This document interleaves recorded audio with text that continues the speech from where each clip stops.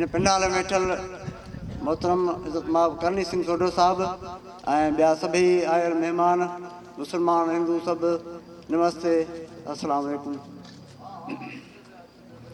जीअं त पाण सभिनी तज़ती मेड़ाके में गॾु थिया आहियूं उन महान शख़्सियत राण सिंह टीलात जे लाइ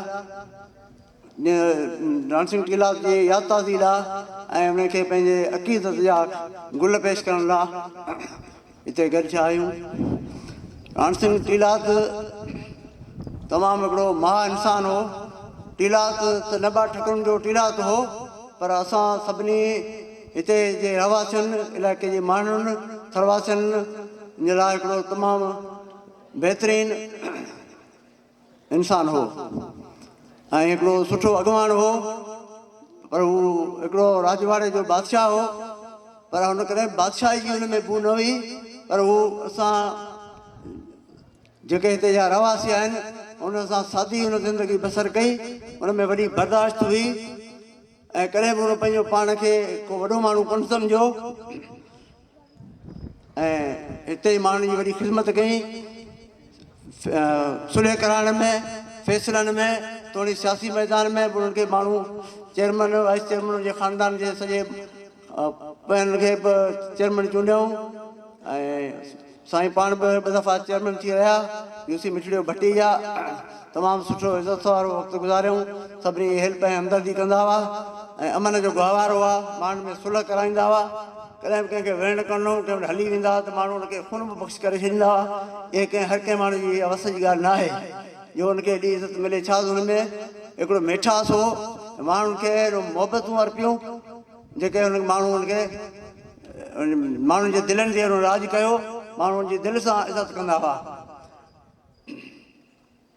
असांजो ख़ानदान जो हुनखां 500 सालनि खां वठी रते कोट खां वठी मूंखे माइट ॻाल्हियूं कंदा आया आहिनि। तारीख़ी हिसाब सां मूंखे यादगिरियूं आहिनि त रते कोट मां लॾ पलाण जेका थी उन में हिंगोर जा बि गॾु नरा ऐं नबा ऐं नरा ठकुर बि गॾु हुआ। पोइ थर में जी आबाद थिया, तंहिंखां पोइ हुनजो हिकु वास्ता रहिया।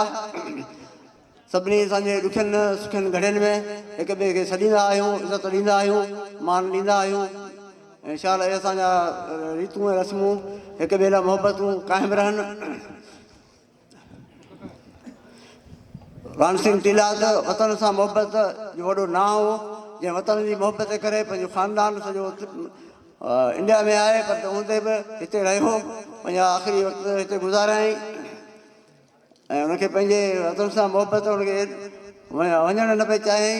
जीअं हिकिड़ो मारे जो बैत आहे भिटाई साहिब जो त वाजा आहे वतन खे आऊं जे हिते मुयास त गोर मुंहिंजी सूमरा कॼु पवारनि पास ॾिज ॾॾाणे ॾेह जे मझां वलड़नि वास मुया आहे जियास जे वञे मलीअ ॾे। तो मलीअ जे वलड़नि जो वास हुनखे उहा नसीब थियो। उनजी ख़्वाहिश इहा बि पूरी थी ऐं माण्हुनि जे दिलि में हिन मोहबत सदाईं यादि आहे। हुन कॾहिं बि कंहिंखे ईज़ा न रसायो न हुनजे कॾहिं कंहिं ख़ानदान जेतिरे क़दुरु मूंखे यादि आहे कॾहिं बि असां ग़लति ॻाल्हि न ॿुधीसीं, तकलीफ़ कंहिंखे न पहुचायूं। जेका हुनखे का ॻाल्हि रंजाईंदी बि हुई त हू कॾहिं बि पंहिंजो इज़हार न कंदा हुआ। जीअं हिकिड़ो भिटाई जो बैत आहे न्याय खां नींहं सिख मुंहिंजा सिपरी सड़े सारो ॾींहुं बाफ़र ॿाहिरि निकिरे। सो उन्हनि ते अमल हुन करे खारियो। कॾहिं बि कंहिं कावड़ जो इज़हार कहिड़ो लफ़्ज़ मुंहुं असां न ॿुधो, न कंहिं असां सां अहिड़ी का ॻाल्हि कई त न को कंहिं माण्हू खे का तकलीफ़ पहुचाई।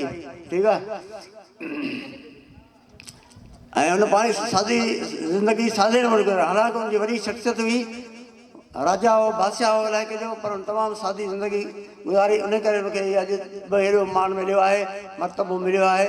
हिकिड़ो उर्दू जो शेर आहे त मिटा दे अपनी हस्ती को, मिटा दे अपनी हस्ती को, अगर कुछ मर्तबा चाहिए तो दाना खाक में मिलके गुले गुलजार होता है। एतिरो चई आहे वञी जाए वठि, महिरबानी।